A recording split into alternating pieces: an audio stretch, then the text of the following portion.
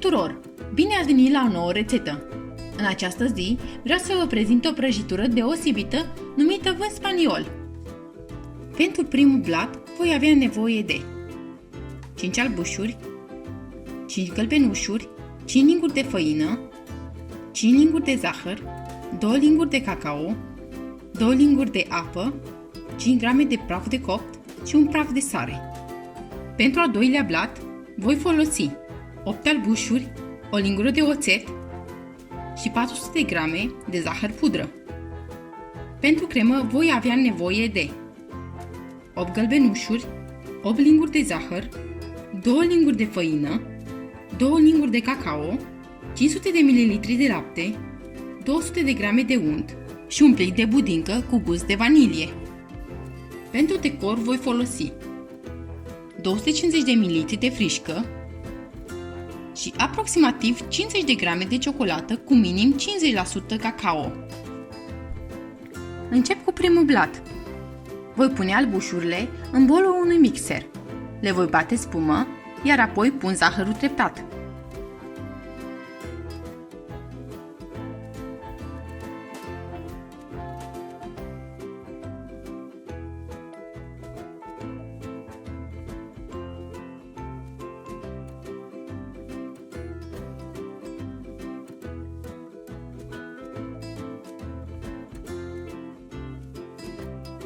În albușurile bătute spumă, pun praful de sare,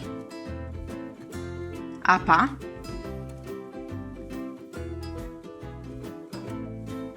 și gălbenușurile, iar acum le voi amesteca.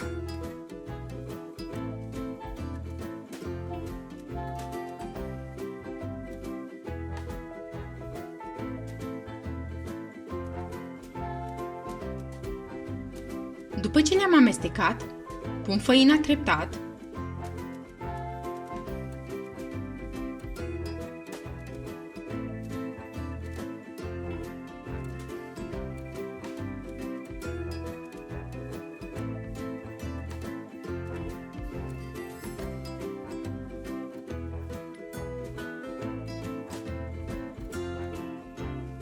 cacaoa pe care o trec prin sită, iar la sfârșit praful de copt.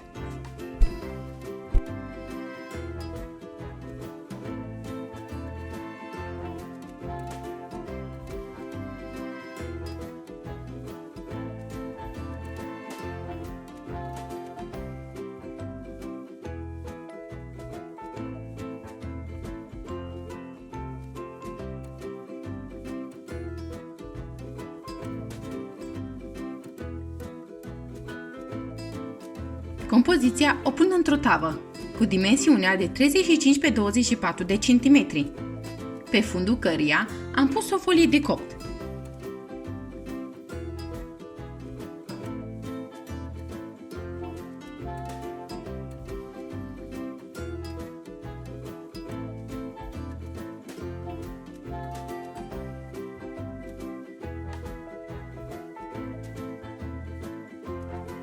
Tava o pun în cuptorul preîncălzit la 180 de grade pentru 25 de minute. Între timp, mă voi ocupa de al doilea blat.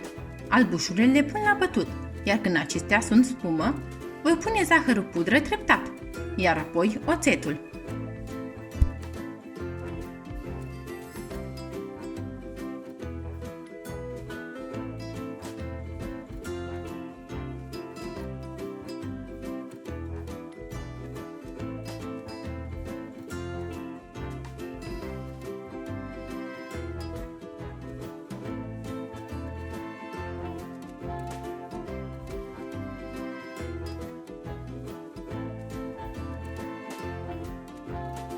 Bezeaua o pun în aceeași tavă, pe fundul căreia am pus o folie de copt.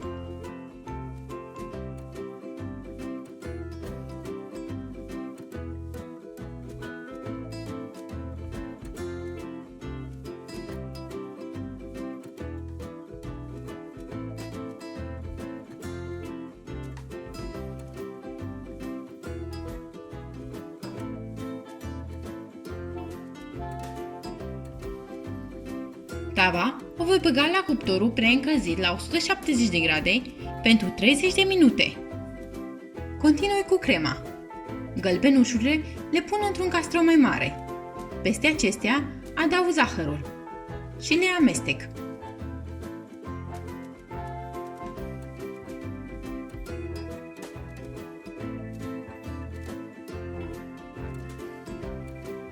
Pun și praful de budincă,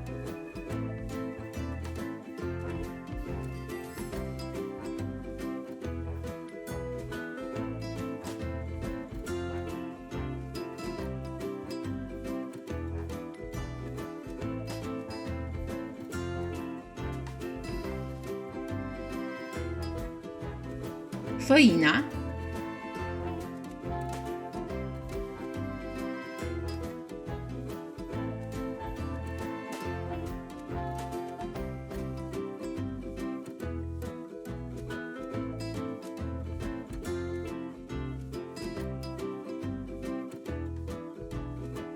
și laptele treptat.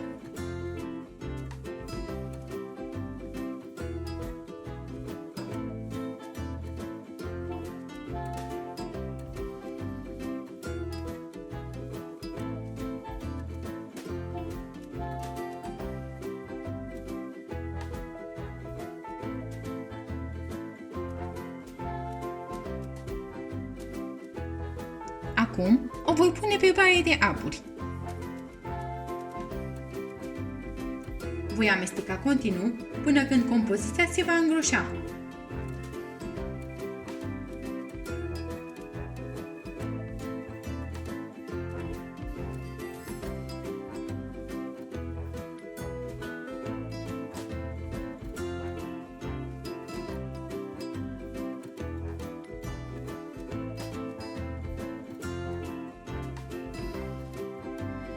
Crema este gata. Peste ea pun o folie transparentă și o las la răcit. Crema s-a răcit. Mă voi ocupa de unt pe care îl amestec și îl pun treptat peste cremă.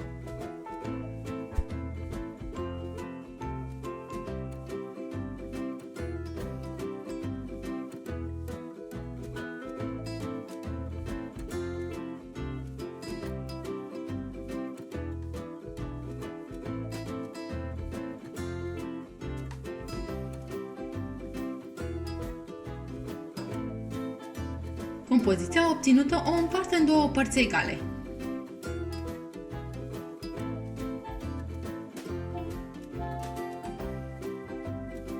În jumătate din cantitate voi pune cacaoa trecută pinsită.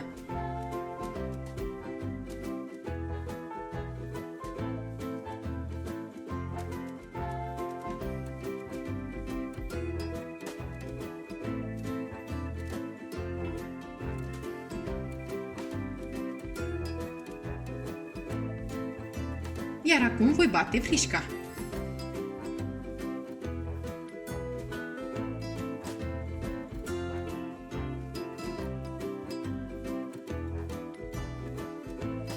Peste primul blat voi pune prima cremă.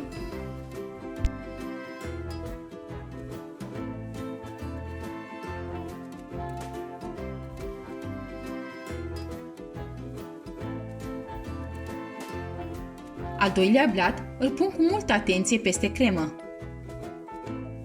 Să nu vă îngrijorați dacă suprafața blatului crapă. Așa se întâmplă la acest blat. Peste blat pun crema cu cacao.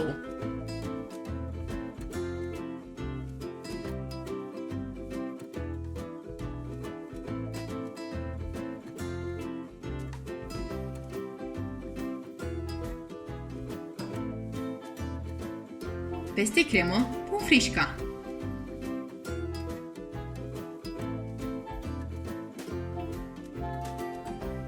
Iar acum voi rade ciocolata.